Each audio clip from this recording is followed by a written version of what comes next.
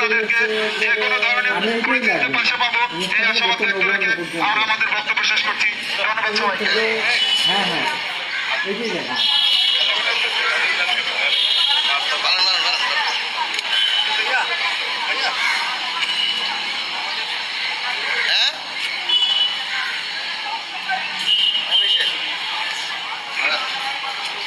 লাইভে আছে।